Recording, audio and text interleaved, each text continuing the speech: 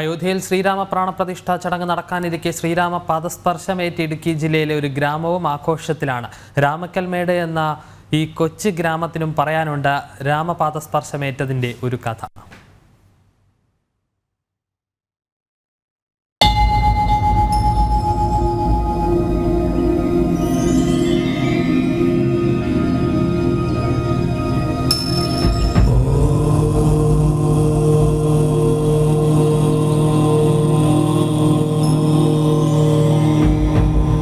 ത്രേതായുഗകാലത്ത് സീതാദേവി അന്വേഷിച്ചുള്ള യാത്രയിൽ ശ്രീരാമനും വാനരപ്പടയും ഈ ദേശത്ത് എത്തിയെന്നാണ് വിശ്വാസം.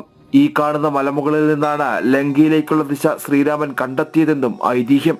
ശ്രീരാമചന്ദ്രൻ വനവാസ കാലത്ത് എത്തിയ സ്ഥലമെന്നുള്ള നിലയിലാണ് ഈ സ്ഥലത്തിന് രാമക്കൽമേട് എന്നുള്ള പേര് വരുന്നതിന് കാരണമായിട്ടുള്ളത്. അതുമാത്രമല്ല, ഈ രാമക്കൽമേടിന് സമീപ പ്രദേശങ്ങളെല്ലാം തന്നെ രാമകഥയുമായിട്ട് ബന്ധപ്പെട്ട അതായി നമുക്ക് കാണാൻ സാധിക്കും. തമിഴ്നാട് അതിർത്തിയോട് ചേർന്ന് കിടക്കുന്ന ഉത്തമപാളയത്താണ് അദ്ദേഹം രാവണ നിഗ്രഹത്തിനായി വാനരപ്പടയുമായി പാളയമടിച്ചത് എന്നുള്ള ആ ഐതിഹ്യം മുൻനിർത്തിയാണ് ആ സ്ഥലത്തിന് ഉത്തമപാളയം എന്ന പേര് വരാൻ കാരണം. അതുമാത്രമല്ല, അതിന് തൊട്ടടുത്തുള്ള ഹനുമൽ സാന്നിധ്യം മുൻനിർത്തിയാണ് ഹനുമന്തപ്പെട്ടി എന്നുള്ള പേരിൽ വളരെ അറിയപ്പെടുന്ന ഒരു ക്ഷേത്രമായിട്ടുള്ള ഹനുമന്തപ്പെട്ടി ക്ഷേത്രം സ്ഥിതി ചെയ്യുന്നത്.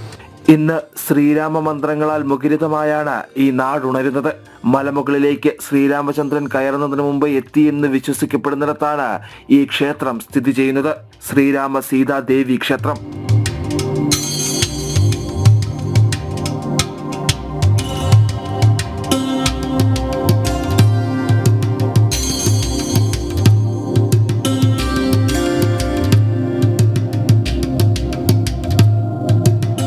അപൂർവമായി ഏകശിലയിൽ തീർത്ത ശ്രീരാമ സീതാദേവി ദമ്പതി സങ്കല്പമാണ് ഈ ക്ഷേത്രത്തിലെ പ്രതിഷ്ഠ.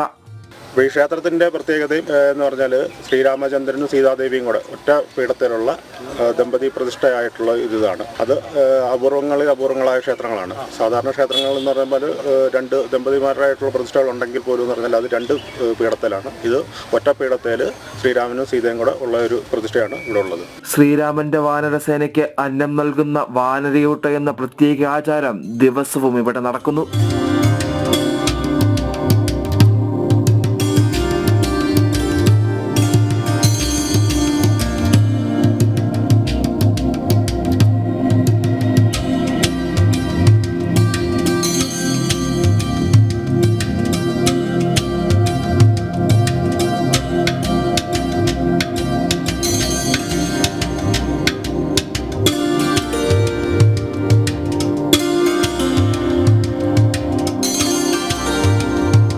അയോധ്യ പ്രാണപ്രതിഷ്ഠാ ചടങ്ങിനോടനുബന്ധിച്ച് വിപുലമായ ആഘോഷ പരിപാടികളാണ് രാമക്കൽമേട്ടിലും ക്ഷേത്രത്തിലും ഒരുക്കിയിട്ടുള്ളത്.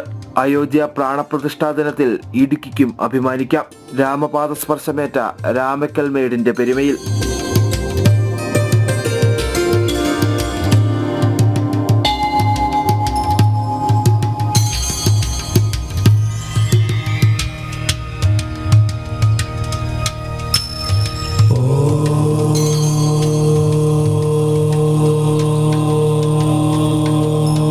സുബിൻ തോമസ്, ജനം, ഇടുക്കി.